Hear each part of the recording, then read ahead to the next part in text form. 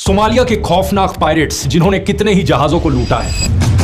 पूरी दुनिया जहां इन्हें एक विलन की तरह देखती थी, सोमालिया के अपने लोगों के लिए ये हीरो थे, उनके अपने रॉबिन हुड। इस पूरे सिनेरियो में सबसे मुश्किल काम है जहाज के पास आकर रस्सी लगाकर चढ़ना। ये कोशिश हमेशा सक्सेसफुल नहीं होती। जो अलग अलग क्लैंस के अपने लोकल गुंडे थे सोमालिया में, उनको हथियार दिए जाते थे। इसके बदले वो कहते कि ठीक है, हमारे यहाँ वेस्ट डंप कर लो। इसे गन्स फॉर वेस्ट का नाम दिया जाता है। अब जहाँ कुछ देशों में धर्म और जाति के नाम पर लोगों को बांट कर लड़वाया जाता है, सोमालिया के डिक्टेटर यही चीज करते हैं क्लैंस के बेसिस पर। पूरे देश में फूड और जॉब्स की शॉर्टेज इतनी ज्यादा थी कि ये पायरेसी करना ही यंग लड़कों के लिए इकलौता जरिया रह गया घर चलाने का और पेट भरने का।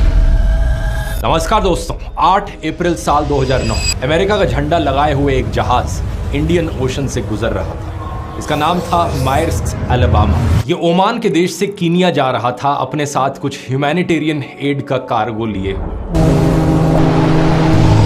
जब ये करीब 440 किलोमीटर दूर था सोमालिया की कोस्ट से, तभी अचानक से इस जहाज के रेडार पर लाइटें चमकने लगती हैं। जहाज के क्रू मेंबर्स रेडार से स्कैन करते हैं और उनको एक छोटी सी नाव जहाज की तरफ बढ़ती हुई दिखाई देती है। ये देखकर उनके मन में एक ही चीज आती है, यार फिर से नहीं। असल में बात क्या है कि पिछले 24 घंटों में 2 बार उनके जहाज की तरफ इसी तरीके की नाव आई थी, लेकिन वो बचकर निकल गए थे। लेकिन इस बार जैसे ही ये नाव करीब आती है, उन्हें जहाज के रेडियो पर सुनाई देता है,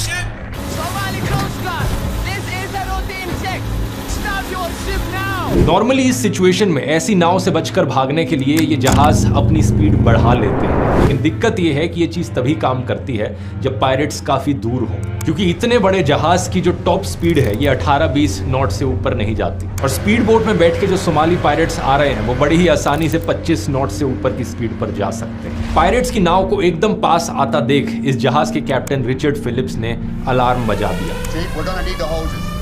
सब लोग जहाज के सेफ रूम की तरफ भागे। डिफेंस के तौर पर ज्यादा कोई ऑप्शंस अवेलेबल नहीं थे। कुछ वाटर होजेस थी जो पायरेट्स के ऊपर फेंकी जा सकती थी उन्हें नाव के ऊपर चढ़ने से रोकने के लिए, लेकिन वो ज्यादा काम नहीं करी। कुछ ही देर में जहाज के साइड में से एक आवाज आती है सीढ़ी अटकने की। पहला सोमाली पायरेट इस जहाज के ऊपर चढ़ चुका था। इसके हाथ में थी एक AK-47 बंदूक और इसको फायर करते हुए वो कैप्टन फिलिप्स तक पहुंच गया।